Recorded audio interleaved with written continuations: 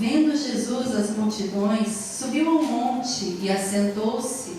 E aproximaram-se dele os seus discípulos, e ele começou a ensiná-los, dizendo: Bem-aventurados os pobres de espírito, porque deles é o reino dos céus.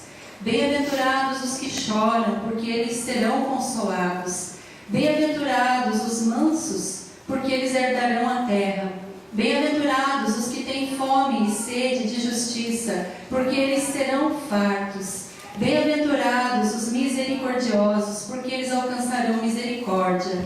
Bem-aventurados os puros de coração, porque eles verão a Deus. Bem-aventurados os pacificadores, porque eles serão chamados filhos de Deus. Bem-aventurados os que sofrem perseguição por causa da justiça, porque deles é o reino dos céus. Bem-aventurados sois vós, quando vos injuriarem e perseguirem e mentindo disserem todo mal contra vós por minha causa. Regozijai-vos e alegrai-vos, porque grande é o vosso galardão nos céus, pois assim perseguiram os profetas que foram antes de vós. Aleluia.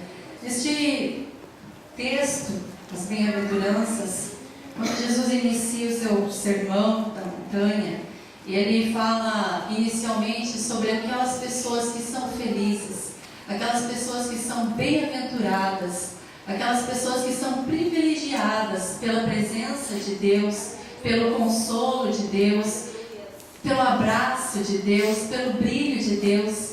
E ele fala ali quais são as pessoas bem-aventuradas. E em seguida, se você continuar lendo estes capítulos 5, 6, 7, você vai perceber que Jesus ele nos fala, nos dá caminhos para esta bem-aventurança. Ele nos dá a direção para estarmos inclusos nestes bem-aventurados.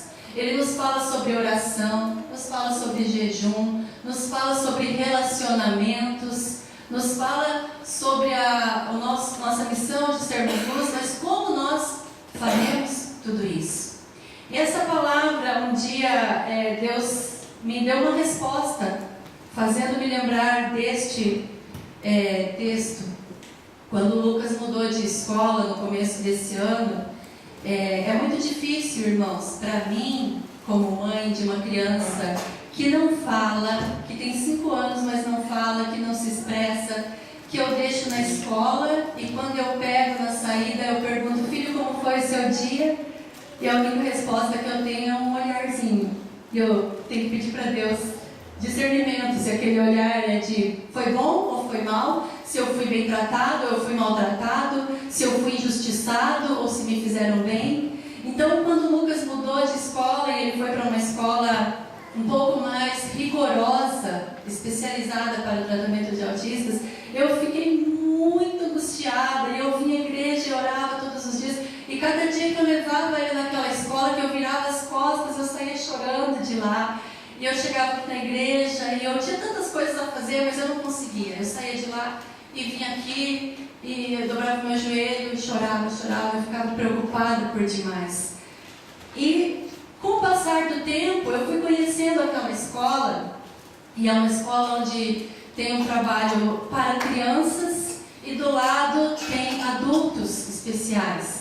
Tem adultos autistas, adultos com síndrome de Down, adultos com outras especificidades, adultos e idosos, né? Então, com o passar dos anos, eu fui notando, dos dias, eu fui notando que as coisas começaram a mudar dentro de mim. E quando eu deixava o Lucas lá, eu começava a me sentir tão bem, tão feliz, uma sensação tão boa que eu comecei a vir à igreja orar para agradecer pela paz, pelo conforto que eu estava sentindo. E num daqueles dias, eu ali olhando, porque o Lucas, ele como todo bom autista, ele tem um ritual todas as manhãs, ele faz a mesma coisa todas as manhãs. Ele, em vez de parar na sala dele, ele corre todas as manhãs para a sala dos adultos. E incrível, irmãos, parece história, mas é verdade. Todas as manhãs ele dá uma volta no mesmo círculo, todas as manhãs ele encontra as mesmas pessoas e o mesmo rapaz que acha engraçado e dá risada e fala e se abaixa para ele, né? É uma coisa que acontece todos os dias. E ali, né, no meio daqueles adultos, tem aqueles que estão rindo aparentemente sem motivo, tem aqueles que estão falando sozinho, tem aqueles que estão andando para lá e para cá.